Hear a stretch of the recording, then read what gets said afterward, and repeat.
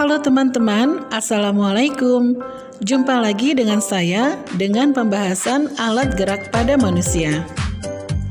Alat gerak manusia. KD yang akan kita bahas adalah 3.1, menjelaskan alat gerak dan fungsinya pada hewan dan manusia, serta cara memelihara kesehatan alat gerak. Dalam pembahasan sebelumnya, bagian alat gerak yaitu terdiri atas tulang, otot, dan sendi. Baik teman-teman, kita akan mengulang sedikit tentang bagian-bagian alat gerak pada manusia. Baik alat gerak pada hewan, bagian-bagian alat gerak pada manusia juga terdiri atas 1. Alat gerak pasif, yaitu alat gerak yang tidak dapat bergerak sendiri. Alat gerak pasif berupa tulang. Tulang tidak dapat bergerak sendiri tanpa adanya bantuan otot. Yang kedua adalah alat gerak aktif, yaitu alat gerak yang mampu mengadakan pergerakan. Alat gerak aktif yaitu berupa otot. Saat otot yang menempel pada tulang bergerak, otot akan membuat tulang ikut bergerak. Jadi, tulang dan otot bekerja sama dalam melakukan pergerakan. Selain tulang dan otot, gerak juga dipengaruhi oleh sendi. Nah, kerjasama antara tulang, otot, dan sendi akan membentuk sistem gerak. Baik teman-teman, kita masuk ke pembahasan pertama kita tentang tulang, yaitu alat gerak yang tidak dapat bergerak sendiri, yaitu alat gerak pasif.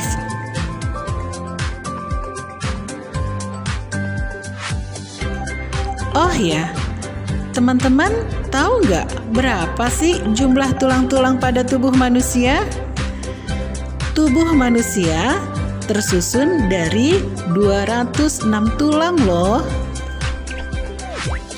Nah, tulang-tulang tersebut membentuk suatu rangkaian antara tulang dan sendi sehingga memberi bentuk pada tubuh. Itulah yang disebut dengan rangka. Baik teman-teman, sekarang kita membahas tentang bagian-bagian rangka tubuh pada manusia. Rangka tubuh manusia terdiri atas 3 bagian. Pertama adalah rangka bagian tengkorak. Kedua, rangka bagian badan. Dan yang ketiga adalah rangka bagian anggota gerak. Rangka bagian tengkorak terdiri atas tulang dahi,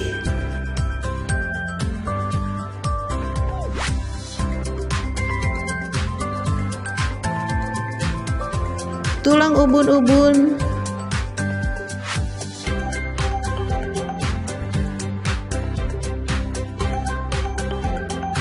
tulang kepala bagian belakang,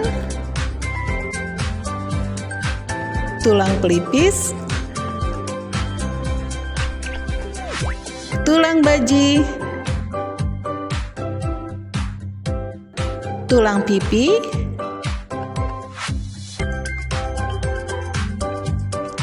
tulang hidung,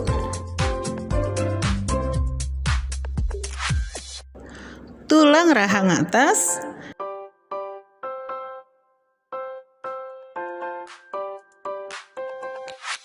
dan tulang rahang bawah.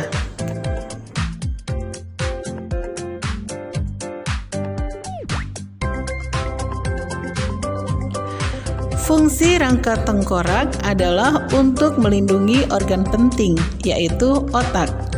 Dan bentuk tulang-tulang pada tulang tengkorak yaitu berbentuk pipih, kecuali pada bagian wajah. Rangka badan terdiri atas bagian-bagian 1. Tulang anggota badan, 2. Ruas tulang belakang, 3. Tulang pergelangan bahu, dan yang keempat, tulang panggul. Rangka tulang anggota badan terdiri atas 7 pasang tulang rusuk sejati, 3 pasang tulang rusuk palsu, 2 pasang tulang rusuk melayang, tulang hulu, tulang dada, dan tulang taju pedang. Tulang anggota badan berfungsi untuk melindungi organ jantung dan paru-paru, sedangkan bentuk dari tulang-tulang ini adalah berbentuk pipih. Rangka badan bagian ruas tulang belakang terdiri atas 7 ruas tulang leher, 12 tulang punggung, 5 ruas tulang pinggang, 5 ruas tulang kelangkang, dan 4 ruas tulang ekor. Fungsi dari ruas tulang belakang adalah sebagai penyangga kepala, bahu, dan tubuh, serta melindungi sumsum tulang belakang. Sumsum tulang belakang kita ketahui adalah pabrik penghasil sel darah merah, sel darah putih, dan keping darah.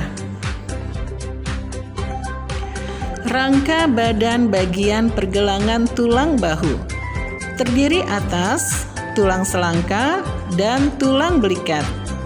Fungsi dari tulang-tulang ini adalah membantu pergerakan bahu, menyeimbangkan persendian bahu, mendukung pergerakan dada, dan penyambung antara tulang lengan atas dengan tulang selangka.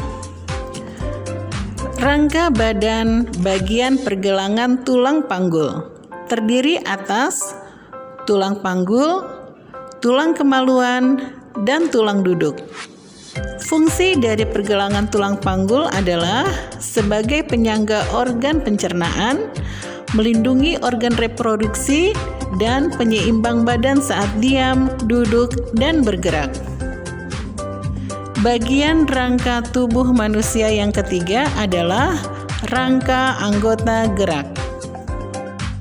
Rangka anggota gerak pada tubuh manusia terdiri atas 2 bagian, yaitu rangka anggota gerak atas dan rangka anggota gerak bawah. Rangka anggota gerak atas terdiri dari tulang lengan atas, tulang pengumpil, tulang hasta, tulang pergelangan tangan, dan tulang jari-jari tangan.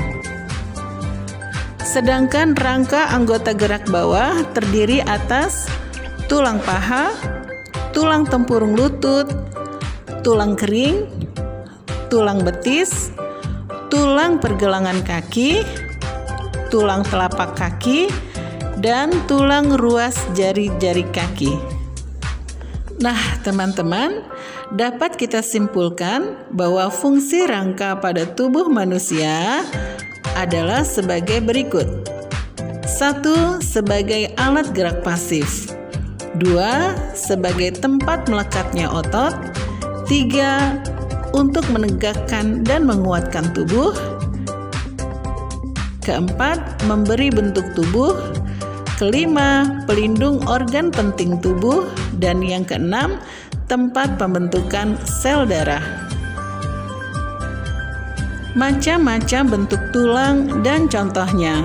1. Berbentuk pipih, seperti pada tulang rusuk, tulang belikat, tulang selangka, dan semua tulang tengkorak kecuali pada bagian wajah. 2. Berbentuk pendek, seperti pada tulang pangkal lengan, tulang pangkal kaki, tempurung lutut, dan lain-lain. 3. Berbentuk pipa, contohnya tulang lengan atas, tulang hasta, tulang pengumpil, tulang paha, tulang betis, dan sebagainya. Dan terakhir, berbentuk tak beraturan, contohnya seperti pada tulang wajah dan ruas-ruas tulang belakang. Otot. Otot adalah alat gerak yang mampu mengadakan pergerakan atau yang disebut dengan alat gerak aktif. Otot merupakan jaringan di dalam tubuh yang berfungsi sebagai alat gerak aktif untuk membantu tulang supaya dapat bergerak. Tanpa otot, tubuh manusia tidak akan bergerak karena ototlah yang dapat membuat tulang bergerak. Macam-macam otot pada tubuh manusia. 1. Otot polos, yaitu sel-sel otot yang bentuknya seperti gelondong yang bagian ujungnya cenderung meruncing. 2. Otot lurik, yaitu otot rangka, karena otot ini melekat pada rangka. Dan yang ketiga adalah otot jantung, yaitu otot yang terletak pada dinding jantung. Sendi, yaitu pertemuan antara tulang dengan tulang. Macam-macam sendi berdasarkan sifat gerakannya. 1. Sendi mati, yaitu sendi yang tidak bisa bergerak. Contoh sendi ini adalah sendi pada tulang-tulang tengkorak. 2. Sendi kaku, yaitu sendi yang dapat digerakkan tetapi terbatas. Contoh sendi ini pada penghubung tulang rusuk. Dan yang ketiga adalah sendi gerak, yaitu sendi yang dapat digerakkan secara leluasa, seperti ke atas, ke bawah, maupun memutar.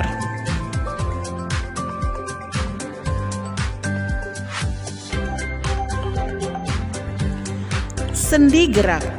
Berdasarkan arah gerakannya, sendi gerak dibedakan menjadi sendi engsel, sendi pelana, sendi putar, sendi peluru, dan sendi geser. Sendi engsel, yaitu persendian yang memungkinkan arah gerak satu arah.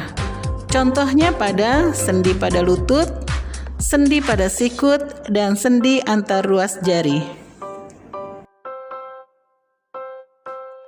Sendi pelana, yaitu sendi yang membuat gerak dua arah, ke samping dan ke depan. Contoh sendi pelana terdapat antara tulang ibu jari dan tulang pertama pergelangan tangan. Sendi putar, yaitu sendi yang memungkinkan arah gerak berputar. Contohnya yaitu pada tulang leher dengan tulang tengkorak. Sendi peluru, yaitu persendian yang memungkinkan terjadinya gerak ke segala arah. Contoh sendi peluru terdapat pada antar tulang lengan atas dan tulang belikat. Dan yang keenam yaitu sendi geser. Sendi geser yaitu sendi yang memungkinkan gerakan antara tulang yang satu menggeser tulang yang lainnya. Contoh persendian ini terdapat pada antara ruas-ruas tulang belakang. Sampai di sini dulu pembahasan alat gerak dan fungsinya teman-teman. Insya Allah kita akan masuk ke pembahasan berikutnya. Ditunggu ya, sampai jumpa lagi. Assalamualaikum.